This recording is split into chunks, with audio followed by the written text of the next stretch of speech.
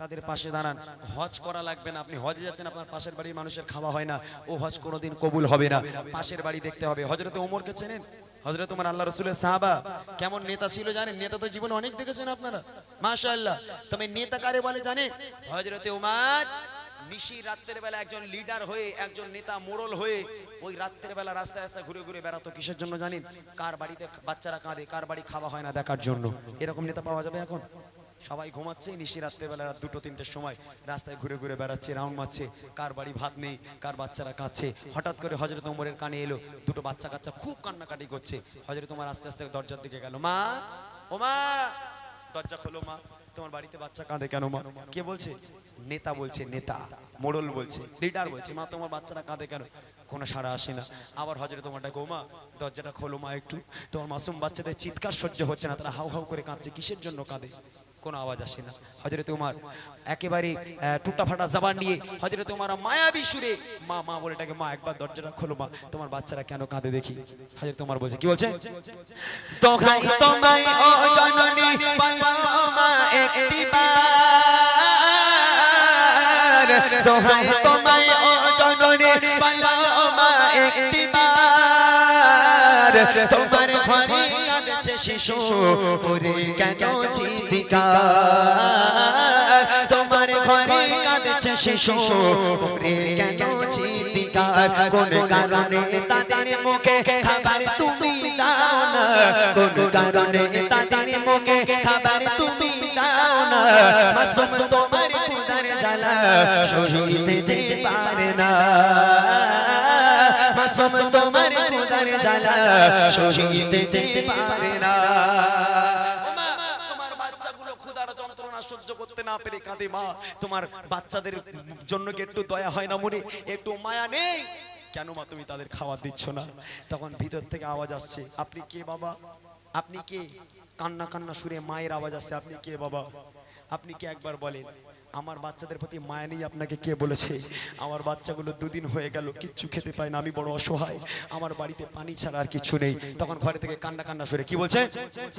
আওয়াজ আসে ঘরে থেকে, আমি বড় অসহায়, ঘরে আমার নেই যে খাবার, কেমনে তাদেরকে বোঝায়, আওয়াজ আসে ঘরে থেকে, আমি বড় অসহায়, ঘরে আমার নেই যে খাবার, কেমনে তাদেরকে বোঝায়, চলছে উনান ঠিকই তবে হাড়ি তো খাবার ছাড়া,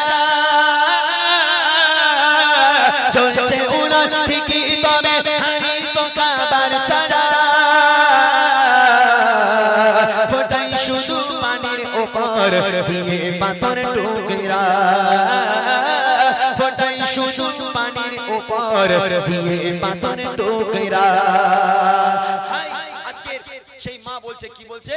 যে আমার বাচ্চাদের প্রতি আমার মায়া আছে, তবে আমি অসহায়, আমার বাড়ি আমার বাচ্চারা কাঁদছে বলে আমি মা সহ্য করতে পারছি না ওদের কান্না, 2 দিন খাওয়া নেই, তাই চুলো জ্বালালাম, উনুন জ্বালালাম, উনুন জ্বালিয়ে একটা হাঁড়ি বসালাম, হাঁড়ি বসিয়ে তাতে পানি দিলাম, দিয়ে কিছু পাথরের টুকরো হাঁড়িতে ফেলে দিলাম, আর মাসুম বাচ্চাদের বলছি, বাবা দেখ রান্না হচ্ছে, একটু অপেক্ষা কর বাবা, রান্না হয়ে গেলে তোদের খাওয়াবো।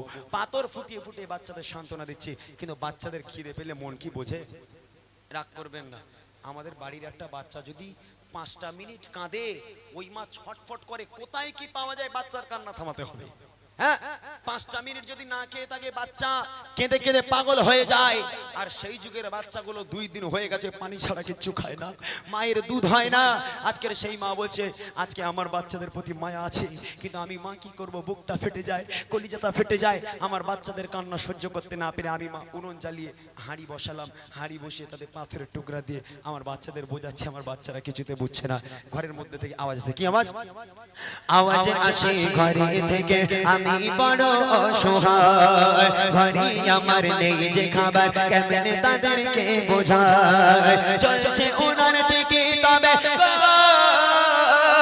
চলছে উনান ঠিকই তবে হাঁড়ি তো খাবার ছাড়া, চলছে উনান ঠিকই তবে হাঁড়ি তো খাবার ছাড়া, ফোটাই শুধু পানির উপর দিয়ে পাথর টুকরা, ফোটাই শুধু পানির উপর দিয়ে পাথর টুকরা।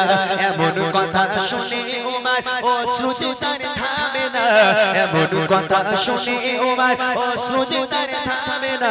ছুটে ছুটে যায় গো চলে বাইতুল মালের খাজানা, ছুটে ছুটে যায় গো চলে বাইতুল মালের খাজানা।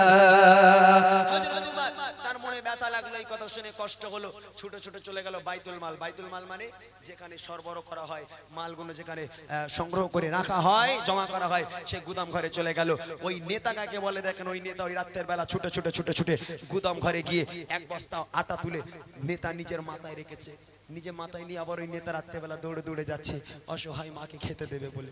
হ্যাঁ, এখনকার মানুষ নেতা ফেতার মানে মলি সাহেব মানতে চায় না। এখন বাচ্চার একটা ইমাম সাহেবের কাছে একটা মা নিয়ে এলো, ওই ইমাম সাহেব আমার বাচ্চাটা একটু ফু দাও তো। বলে কেন, কি হয়েছে? বলে খালি কাঁদে, খালি কাঁদে। তাই ইমাম সাহেব একটু দোয়া দরুদ শরীফ পড়ে ফু মেরে দিল, যাও বাবা চলে যাও। পরের দিন আবার ওই ইমাম সাহেব, কি নাম ফু মারতেছে বলো দিন? বলে কেন বাবা?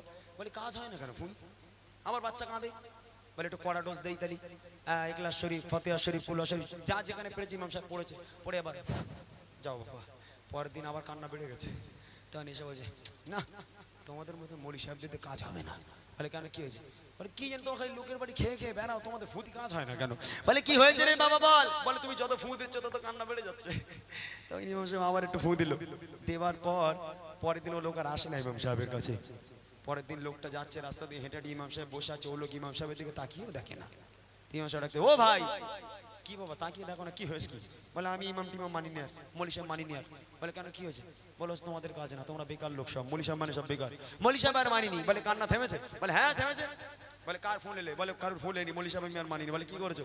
বলে 5G ফোন ছিল, কার্টুন বের করে দিয়ে দিয়েছি, কান্না থেমে গেছে। কার্টুন বের করে দিয়েছি, কান্না থেমে গেছে। ফুটু দরকার নেই, আর ইমাম সাহেব মানিনি আমি। বাচ্চা যেই কাঁদে ওই ফোন বের করতে হয়ে যায়, কাজ হয়ে যায়। আহা, সেই হযরতে উমর নেতা মাথায় করে বস্তা বয়ে বয়ে মাকে কি বলে, মা তাড়াতাড়ি করে দরজা খোলো, এই আটার বস্তাটা নাও মা, তাড়াতাড়ি রুটি পাকাও, রুটি বানিয়ে তোমার বাচ্চাদের মুখে আহার দাও মা, তোমার কচি বাচ্চারা না খেতে পেয়ে হয়তো মারা যাবে। তাড়াতাড়ি সেই মা আটার বস্তা নিয়ে রুটি বানালো, রুটি বানিয়ে বাচ্চাদের মুখে আহার দিল, বাচ্চারা খেয়ে তৃপ্তি নিজের ক্ষুধাকে নিবারণ করলো। সেই বাচ্চাগুলো কতটা খুশি হয়েছে কবি লিখছে দেখেন, একটি বস্তা খাবার মাথায় নিয়ে চলেছে উমর, ও মা তোমার শিশু বলে মুখে এবার দাও আহার, একটি বস্তা খাবার মাথায় নিয়ে চলেছে উমর, ও মা তোমার শিশু বলে মুখে এবার দাও আহার। তৈরি করলো খাবার যখন, তৈরি করলো খাবার যখন, খেয়ে মাসো শিশুরা, তৈরি করলো খাবার যখন, খেয়ে মাসো শিশুরা, খোদার কাছে দোয়া জানায়, শুকরিয়া জানায় তারা, খোদার কাছে করে দোয়া, শুকরিয়া জানায় তারা।